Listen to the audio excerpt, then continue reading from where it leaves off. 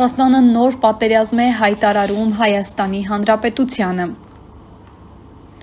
Երբ 2022 թվականին Հայաստանի վարչապետ Նիկոլ Փաշինյանը խաղաղությունը ընտրեց Ադրբեջանի հետ մշտական հակամարտության փոխարեն, Ալմաթայի հռչակագրի համաձայն ճանաչելով երկու երկրների տարածքային ամբողջականությունը, նա ինքն էլ տեղյակ չլինելով այդ մասին սկսեց մի շարք գործողություններ, որոնք բացահայտեցին ժամանակակից հիբրիդային պատերազմի իրական դեմքը։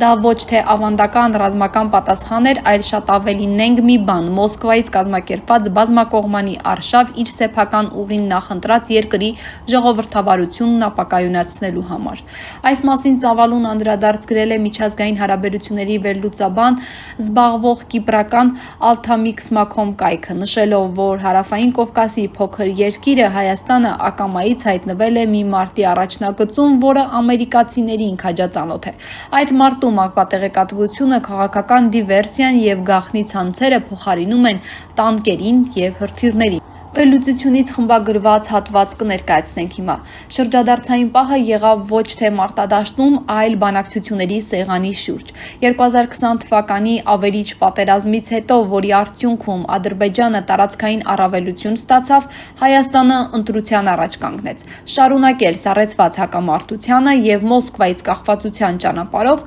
կամ ձգտել հարևանների հետ հարաբերությունների կարգավորմանը եւ արևմուտքի հետ ավելի սերտ կապերի հաստատմանը։ Փաշինյանը ընտրեց վերջինը։ Ռուսաստանի արձագանքը արագ եւ մտածված էր, քանի որ Հայաստան-Արևմուտք համագործակցությունը խորացավ 2022 թվականի Պրահայի գագաթնաժողովից հետո, ի հայտ եկավ հակամարտված հիբրիդային գործողության բազմաթիվ ճակատներ։ Նպատակը հստակ էր՝ 2026 թվականի խորհրդարանական ընտրություններից առաջ Երևանում ձևավորել ավելի հավատարիմ կառավարություն։ Որ սա ենթադրություն չէր, պարզ դարձավ 2024 թվականի դեկտեմբերին, երբ ռուսական հետաքննական լրագրության RBK լրատվական կայքը հրապարակեց Կրեմլի գործողությունների ծրագիրը։ Նախագահական վարչակազմին մոտ կանգնած RBK-ի աղբյուրների համաձայն նախագահի հրամանագրով ստեղծվել էր նոր նախագահական դրամաշնորհների հիմնադրամի միջազգային նախագիծ, հատուկ Ռուսաստանի թարմացված մեղմ ուժի ռազմավարությունը արտասահմանում ֆինանսավորելու համար։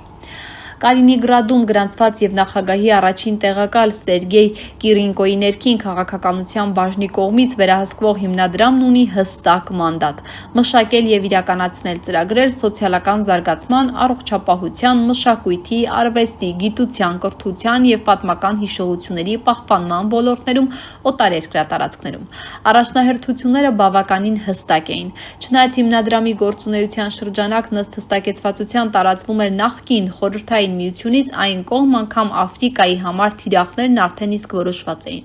RBK-ի Կրեմլի հետ կապեր ունեցող աղբյուրները ուրվագծել են անմիջական նպատակը՝ Հայաստանը 2026 թվականի գլխավոր առաջնահերթություն է։ Ահա այն սևով սպիտակի վրա։ Հայաստանը դարձել է Մոսկվայի գլխավոր նպատակը 2026 թվականի համար եւ երկրի համար ստեղծվել է հատուկ հիմնադրամ եւ ինստիտուցիոնալ ապարատ կարևորագույն խորհրդարանական ընտրություններից առաջ։ Հիբրիդային պատերազմը, որին բախվել է Հայաստանը, իմպրովիզացված եւ հանկարծակի չէր։ Այն պլանավորվել, կազմակերպվել եւ կառավարվել է ռուսական պետության ամենաբարձր մակարդակներում։ Երբ ավանդական քաղաքական ֆիգուրները Հայաստանի երկրորդ նախագահ Ռոբերտ Քոչարյանի սերտորեն կապված գործիչները չկարողացան հասնել Մոսկվայի նպատակներին, ավանդական միջոցներով 2021-ից 2024 թվականներին Կրեմլը կիրառեց ավելի լայն զինանոց, քարոզչական ցանցեր, տնտեսական ճնշում, ռուս-հայ սփյուռքի ազդեցիկ անդամներ, թերևս ամենացինիկ կերպով հայ առաքելական եկեղեցու հոգևորականությունը։ Այս դարաշրջանում, երբ հիբրիդային սպառնալիքները կարող են ավելի նշանակալից լինել, քան դասական ռազմական հակամարտությունները, Հայաստանի դիմադրությունը արժանի է ճանաչման եւ աջակցության։ Մարտադաշտը Կովկասում է, բայց պայքարի սկզբունքներն համընդհանուր են։ Կարող են ժողովրդավարությունները պաշտպանվել գաղտնի դիվերսիաներից, միաժամանակ հավատարիմ մնալով իրենց արժեքներին։ Հայաստանը մտադիր է ապացուցել, որ կարող է։ Միջազգային հանրության համար հարցն այն է, թե արդյոք այն կողմ կքաշվի պաշարված ժողովրդավարության կողմը, թե կդիտարկվի, թե ինչպես է հիբրիդային պատերազմը եւս մեկ զոհ խլում։